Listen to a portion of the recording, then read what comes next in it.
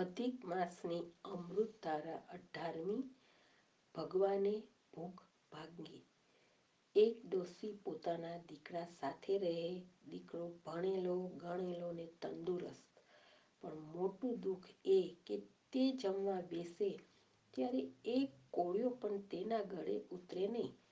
ખાધા વગર તો શરીર ક્યાં સુધી ટકી શકે? ડોશીને દીકરાની ચિંતા થવા માંડી. તે તો રોજ સારી સારી સ્વાદિષ્ટ વાનગી બનાવે, પણ દીકરાથી ખવાય નહીં. આથી ડોશી રોજ પુરુષોત્તમ પ્રભુને પ્રાર્થના કરતી કે હે નોધારાના આધાર, મારું દુઃખ ટાળો. સવારે રોજ નદીએ નાહવા જાય ત્યારે પણ સૂર્ય ભગવાનને પ્રાર્થના કરે. દેવ દર્શને જાય ત્યારે પણ પ્રભુને પ્રાર્થના કરે કે હે પ્રભુ, મારા દીકરાની ભૂખ ભાંગો. એક દિવસ પ્રભુએ ડોશીની પ્રાર્થના સાંભળી અને તે દિવસથી ડોશીનો દીકરો ખોરાક લેવા માંડ્યો. ધીમે ધીમે તેની ભૂખ એટલી બધી ઉઘડી કે ડોશીએ રાંધેલું બધુંય તે એકલો જ ઝાપટી જતો. આથી ચીજ વસ્તુઓ લાવવામાં ડોશીને રોજ બહુ જ ખર્ચ થવા લાગ્યો. જેમ જેમ છોકરાની ભૂખ વધતી ગઈ તેમ તેમ ઘરમાંથી પૈસો ઓછો થતો ગયો. ડોશીએ જીવની જેમ જાળવી રાખેલા 1000 રૂપિયામાંથી હવે થોડા જ રૂપિયા બચ્યા હતા.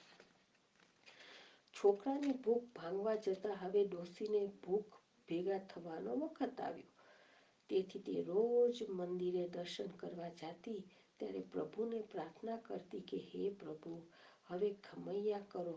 મારો છોકરો એટલો બધો ખાંદરો થઈ ગયો છે કે તેને ખવડાવવામાં મારા બધા પૈસા ખર્ચાઈ ગયા છે.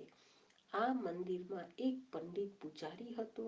તેણે ડોશીને કહ્યું કે માજી, કાલે પુરુષોત્તમ મહિનો બેસે છે, તો તમે આખો મહિનો નદીએ નાહવા જાઓ, કથા વાર્તા સાંભળો અને યથાશક્તિ દાન કરી પ્રભુ સ્મરણ કરો.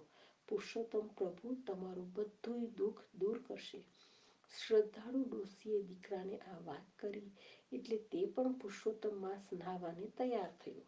બંને મા દીકરાએ પૂર્ણ ભાવથી પુરુષોત્તમ માસનું વ્રત કર્યું અને મહિનો પૂરો થતાં વ્રતનું ઉજવણું પણ રૂઢી રીતે કર્યું. એ રાતના પુરુષોત્તમ પ્રભુએ મા દીકરાને દર્શન દીધા અને આશીર્વાદ આપ્યા. તેથી ડોશીનો દીકરો માફકસર ખોરાક લેવા લાગ્યો અને તેને દક્ષિણા પણ સારી મળવા લાગી. આથી બંને સુખરૂપ રહેવા લાગ્યા. પુરુષોત્તમ વ્રત થકી શોક રોગ હટી જાય, સંકટ સર્વે દૂર ખસે, શાંતિ રહે સદાય. પુરુષોત્તમ માસનું વ્રત કરનાર શ્રદ્ધાળુને માંગે તે મળે છે. હે પુરુષોત્તમ ભગવાન, આપણું વ્રત કરનારને, નદીએ નાહનારને, કથા વાંચનાર તથા સાંભળનાર સર્વોને ફળજો. પુરુષોત્તમ ભગવાનની જય.